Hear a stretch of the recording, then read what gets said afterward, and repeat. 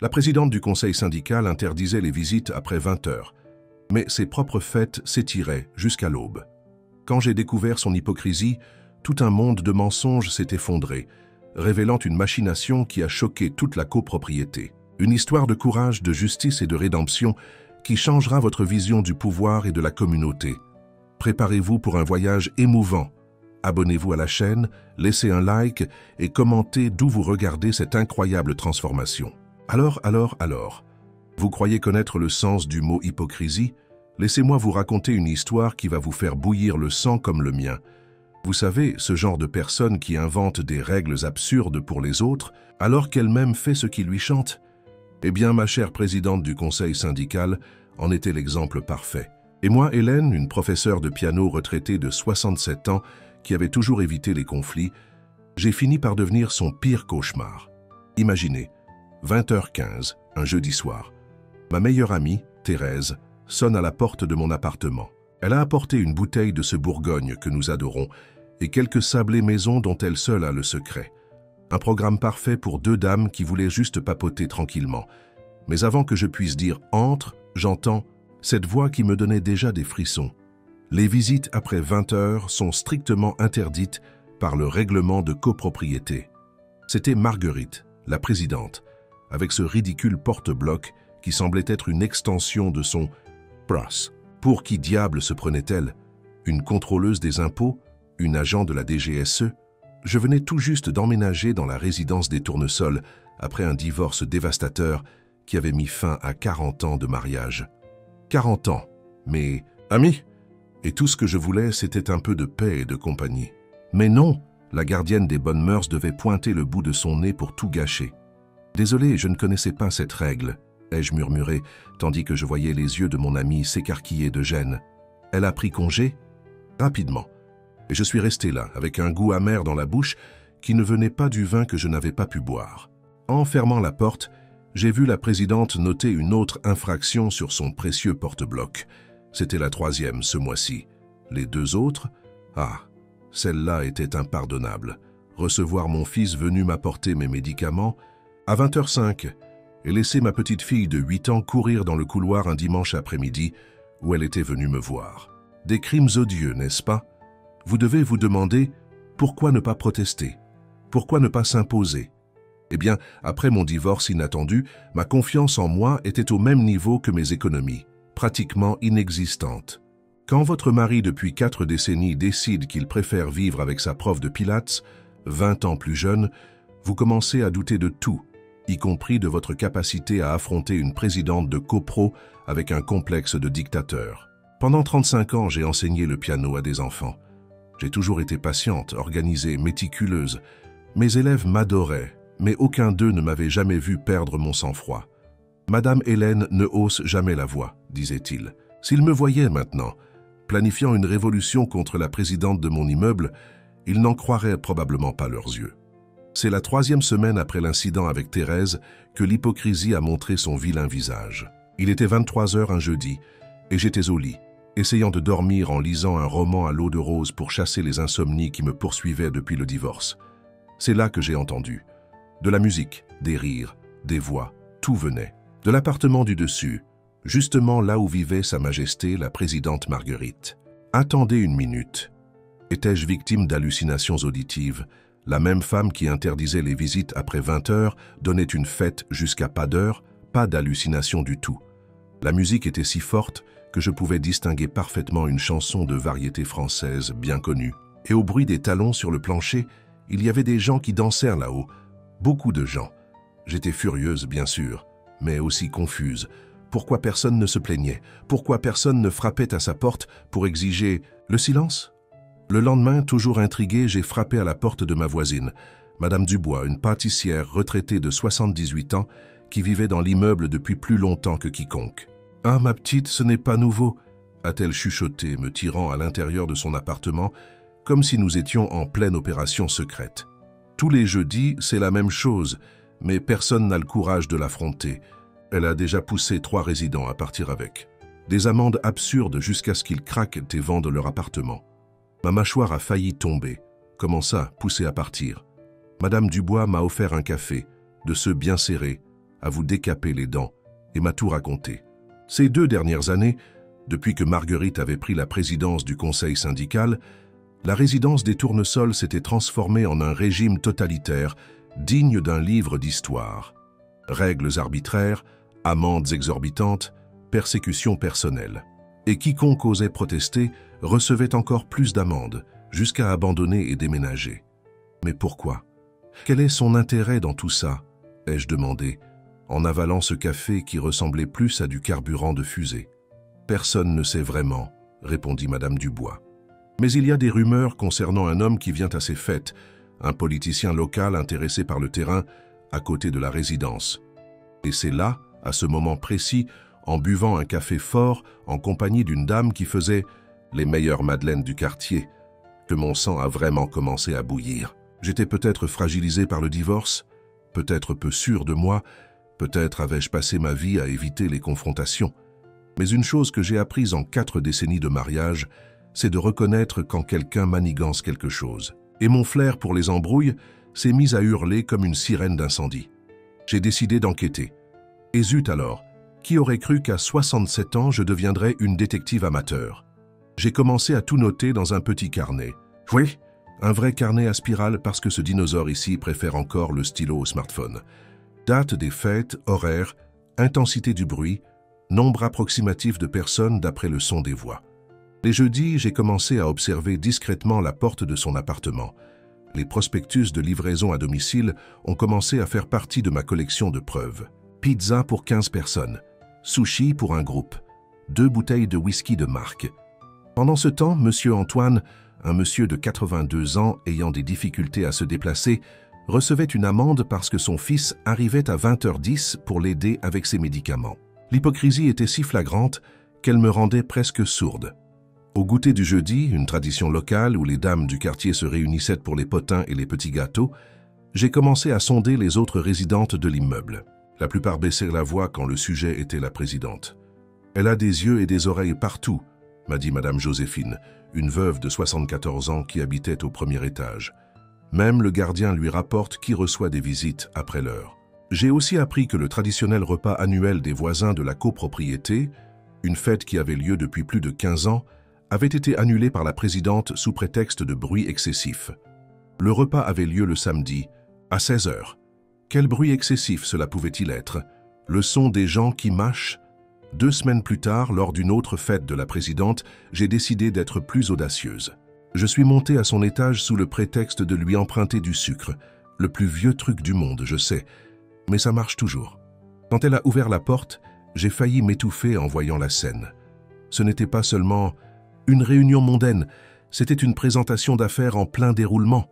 Il y avait là Marguerite dans une robe qui coûtait sûrement plus que ma retraite mensuelle, le fameux conseiller municipal dont Madame Dubois m'avait parlé, fin homme aux cheveux grisonnants, stratégiquement teints, et une Rolex qui brillait plus qu'un sapin de Noël.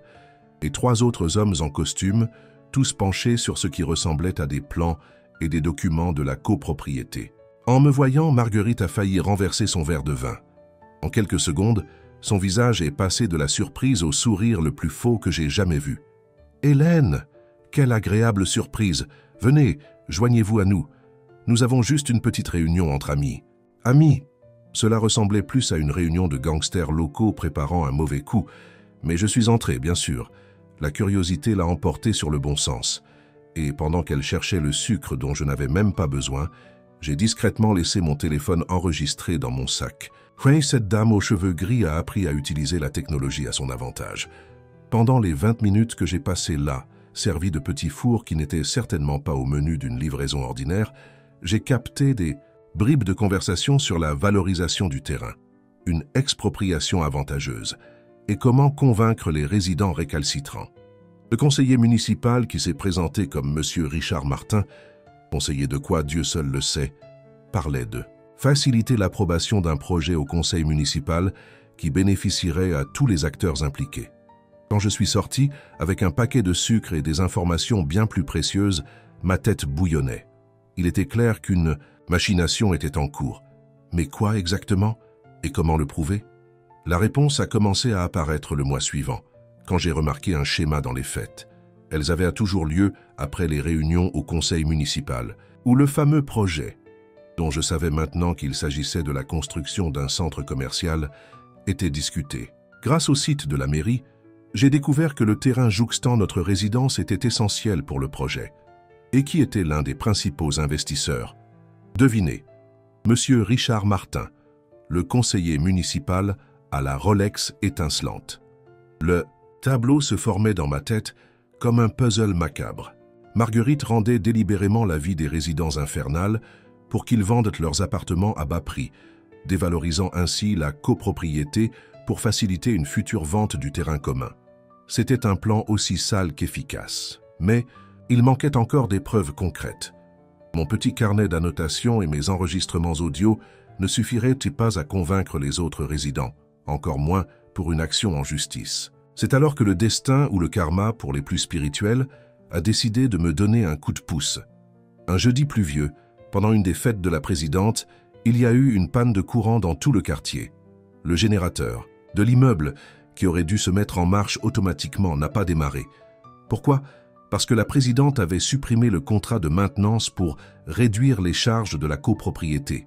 Dans le noir complet, en essayant d'allumer des bougies pour ses illustres invités, Marguerite a trébuché et est tombée, se tordant la cheville de manière spectaculaire.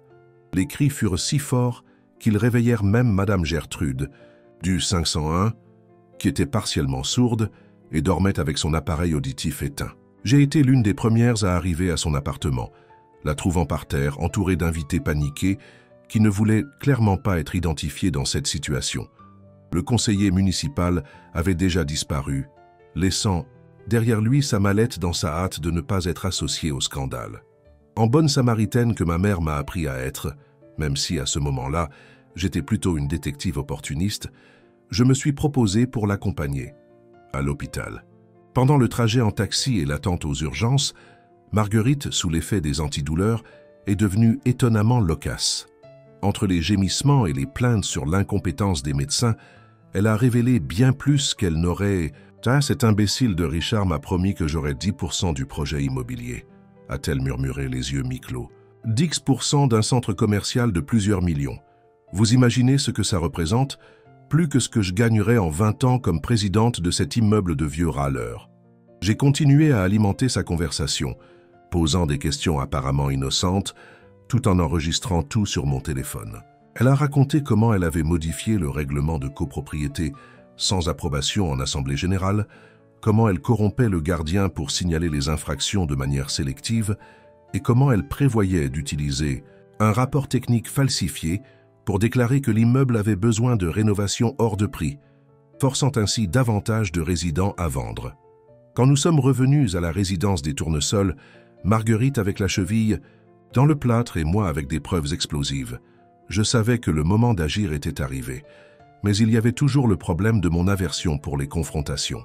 Comment moi, une professeure de piano retraitée, qui avait passé ma vie à apprendre aux enfants à jouer au clair de la lune au clavier, allais-je affronter une femme qui n'hésitait pas à manipuler les gens et les règles pour obtenir ce qu'elle voulait?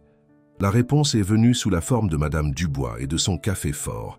Hélène, m'a-t-elle dit, quand je lui ai raconté tout ce que j'avais découvert, il y a des moments dans la vie où nous devons décider si nous serons les actrices de notre propre histoire ou de simples spectatrices.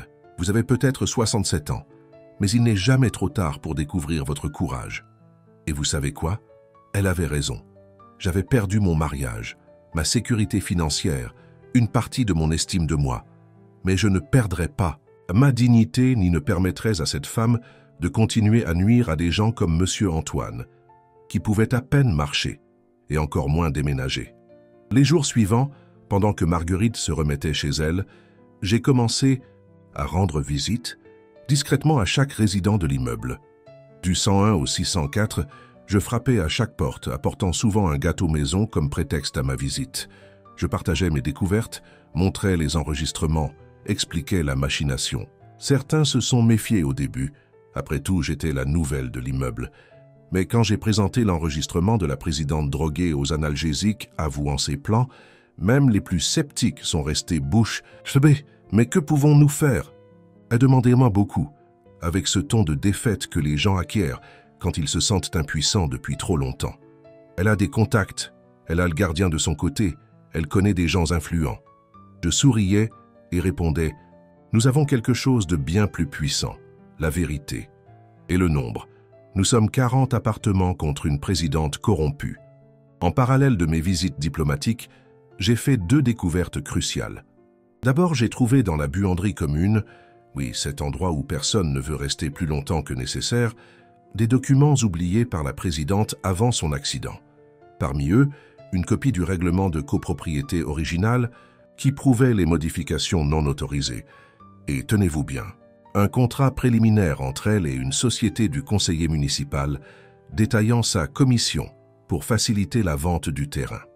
La deuxième découverte est venue par l'intermédiaire du gardien, M. Bernard. Contre toute attente, après une longue conversation arrosée de café et de petits gâteaux secs, ne sous-estimez jamais le pouvoir d'un café et de quelques douceurs dans les négociations, il a avoué qu'il était soumis à un chantage de la part de la présidente. Marguerite menaçait de le licencier pour vol présumé de produits d'entretien s'il ne collaborait pas en signalant les infractions de manière sélective.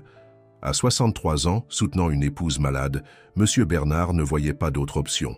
« Mais maintenant, Madame Hélène, m'a-t-il dit, en essuyant une larme furtive, j'en ai assez d'être complice de ça. Ma mère m'a appris la valeur de l'honnêteté, et ce n'est pas l'exemple que je veux laisser à mes petits-enfants. » Armé de documents, d'enregistrements, de témoignages et de la détermination que seule une femme de 67 ans victime d'injustice peut avoir, j'ai convoqué une assemblée générale extraordinaire. Comme le règlement permettait à tout copropriétaire de le faire avec la signature d'au moins un quart des copropriétaires, il n'a pas été difficile d'obtenir le soutien nécessaire. J'ai fixé la date à un jeudi à 19 h. Ainsi, la présidente ne pourrait pas utiliser l'excuse des visites après 20 h pour empêcher les présences. Le jour de l'assemblée, la salle commune de la résidence des Tournesols, celle-là même qui avait été interdite pour le repas annuel des voisins, était bondée. Des résidents qui se connaissaient à peine discutaient avec animation, unis par la possibilité de se libérer de ce régime tyrannique. Marguerite est arrivée en boitant, sa cheville toujours bandée, avec un regard dédaigneux qui s'est transformé en inquiétude quand elle a vu le nombre de personnes présentes. « Qu'est-ce que cela signifie ?» a-t-elle demandé, visiblement perturbée. « Assemblée générale extraordinaire convoquée par qui? Avec quel ordre du jour ?»« Par moi », ai-je répondu en me levant. Ma voix a tremblé un peu au début, mais a vite trouvé sa fermeté. « Et l'ordre du jour était votre révocation immédiate du poste de présidente du conseil syndical pour manipulation des règles, abus de pouvoir et négociations illégales concernant les parties communes de la copropriété. » Le silence qui a suivi était si épais qu'on aurait pu le couper au couteau. Marguerite a ri nerveusement. « C'est absurde, vous n'avez aucune preuve, et même si vous en aviez, il vous faudrait la majorité des voix de tous les copropriétaires pour me révoquer. C'est... » Alors que j'ai commencé à présenter les preuves, une par une, méthodiquement, comme si je donnais un cours sur les gammes musicales. J'ai montré les enregistrements, les documents trouvés, le contrat préliminaire avec la société du conseiller municipal. M. Bernard, tremblant comme une feuille mais déterminé, a livré son témoignage sur les instructions pour signaler sélectivement les infractions. À chaque nouvelle révélation, le visage de la présidente perdait un peu plus de sa couleur. Quand j'ai présenté l'enregistrement d'elle à l'hôpital, avouant ses plans sous l'effet des médicaments, un murmure collectif d'indignation a parcouru la salle. C'est à ce moment critique que la porte de la salle s'est ouverte et qui entre nul autre que le conseiller municipal Richard Martin avec sa Rolex étincelante et un sourire aussi faux qu'un jeton. « Bonsoir à tous », a-t-il dit, comme s'il était à un meeting. « J'ai appris la tenue de l'Assemblée et je suis venu personnellement éclaircir tout malentendu. En tant qu'élu local de cette circonscription, je suis toujours à disposition pour défendre les intérêts des résidents. Ah, mon cher, vous avez choisi le mauvais jour pour jouer aux politiciens honnêtes. » Avant qu'il ne puisse continuer son discours préparé, M. Bernard s'est levé et, à la surprise générale, a sorti de sa poche une enveloppe jaunie. « Monsieur Martin, a-t-il dit, avec une fermeté que personne n'attendait du gardien toujours silencieux, « vous vous souvenez de moi? J'ai travaillé comme agent de sécurité dans votre bureau pendant 2 ans, avant de venir à la résidence des Tournesols, et j'ai emporté quelques souvenirs. L'enveloppe contenait des documents prouvant le lien entre le conseiller municipal et diverses entreprises de construction, y compris celles intéressées par le terrain adjacent à la résidence. Il y avait aussi des copies de virements bancaires faits à la présidente, déguisés en honoraires de conseil. Ce fut le coup de grâce. Marguerite a tenté de se lever, peut-être pour fuir, peut-être pour attaquer quelqu'un, nous ne le saurons jamais, mais sa cheville n'a pas coopéré. Elle s'est effondrée sur sa chaise, vaincue, tandis que le conseiller municipal, réalisant qu'il était en territoire hostile, a murmuré quelque chose à propos d'un autre engagement urgent et a filé à l'anglaise de la salle. Le vote pour révoquer Marguerite fut quasi unanime. 38 votes pour sur 40 appartements, 1 contre le sien, et 1 abstention, celle de M. Gérard du 402, qui s'était endormi pendant toute l'assemblée et s'est réveillé juste pour le café. Quand nous avons annoncé le résultat, un tonnerre d'applaudissements a secoué la salle. Des gens qui se parlaient à peine s'embrassaient, certains pleuraient de soulagement. C'était comme si un nuage sombre avait enfin été chassé de la résidence des Tournesols. Mais la surprise de la soirée ne faisait que commencer. Quand est venu le moment d'élire un des présidents et du conseil syndical par intérim jusqu'à la prochaine assemblée générale ordinaire, Madame Dubois s'est levée et, avec un sourire malicieux, a dit « Je propose Madame Hélène du 303. Qui est pour ?» Ma mâchoire a dû heurter le sol. Moi, présidente, la femme qui évitait les confrontations, qui n'arrivait même pas à se plaindre quand on lui livrait sa pizza avec la mauvaise garniture. Mais je ne sais même pas par où commencer, ai-je bégayé en voyant des mains se lever dans toute la salle. Madame Dubois a souri avec cette sagesse que seules les années apportent. Personne ne naît en sachant faire, ma petite, et vous avez déjà montré plus de courage et d'intégrité en 4 mois ici que beaucoup en toute une vie. Et c'est ainsi, avec un vote encore plus expressif que la révocation de Marguerite, même M. Gérard, maintenant bien réveillé, a voté avec enthousiasme, que je suis devenue la nouvelle présidente du conseil syndical de la résidence des Tournesols. Moi, Hélène Dubois, tiens, comme ma voisine. Non, restons Hélène Martin, c'était mon nom de jeune fille. Non, juste Hélène, 67 ans. Professeure de piano retraitée, fraîchement divorcée, et maintenant, étonnamment, présidente de copropriété. Les mois suivants, nous avons beaucoup travaillé pour réparer les dégâts causés par Marguerite. Nous avons révisé le règlement de copropriété collectivement, abolissant les règles absurdes comme le couvre-feu de 20 heures. Nous avons réintroduit les moments de convivialité, en commençant par un apéritif dînatoire qui est entré dans les annales de la résidence, non pas pour la nourriture, qui était divine grâce aux recettes de Madame Dubois, mais pour l'énergie de renouveau qui flottait dans l'air. Le terrain adjacent, qui était la cible du conseiller municipal et de ses complices, a été transformé en un petit square avec un jardin partagé. Le projet a même eu droit à un article dans le journal local, attirant des résidents d'autres immeubles venus découvrir notre initiative. Les jeudis, autrefois redoutés à cause du bruit des fêtes clandestines de la présidente, sont devenus des jours de réunions ouvertes dans la salle commune où nous discutions des améliorations et partagions nos expériences. Quant à Marguerite, eh bien, elle a vendu son appartement 2 mois après sa révocation et a déménagé dans un autre quartier. Nous avons appris que le conseiller municipal Richard Martin a fait l'objet d'une enquête au conseil municipal pour conflit d'intérêts et n'a finalement pas été réélu aux élections suivantes. Comme dirait ma grand-mère, le temps révèle tout et la justice, même lente, finit toujours par passer. Pour moi, le voyage est allé bien au-delà de démasquer une présidente corrompue. Il s'agissait de redécouvrir ma propre voix après des années de mariage où elle avait été étouffée progressivement, sans même que je m'en rende compte. Il s'agissait de comprendre qu'éviter les confrontations n'est pas toujours un signe de paix. C'est parfois juste de la peur déguisée en vertu. Aujourd'hui, à 68 ans, je regarde ma vie et je souris face à l'inattendu. Le divorce que je pensais être la fin de tout est devenu simplement le début d'une nouvelle phase. Les visites après 20 heures ne sont pas seulement autorisées à la résidence des Tournesols, elles sont encouragées, surtout pour les résidents plus âgés, qui ont souvent des proches ne pouvant leur rendre visite qu'après le travail. Le si. Jeudi soir, lorsque nous nous réunissons dans la salle pour notre café hebdomadaire et nos discussions, je regarde autour de moi et je vois des visages souriants, des gens qui ont retrouvé la fierté de leur chez eux. Et je me dis, qui aurait cru que la vengeance contre une présidente tyrannique serait non seulement douce, mais aussi le début d'une véritable communauté. Comme j'ai l'habitude de le dire lors de nos réunions maintenant, parfois, nous devons affronter l'obscurité pour redécouvrir notre propre lumière. Et la lumière de la résidence des Tournesols, mes chers, n'a jamais brillé aussi fort qu'aujourd'hui, illuminant bien au-delà de 20 heures.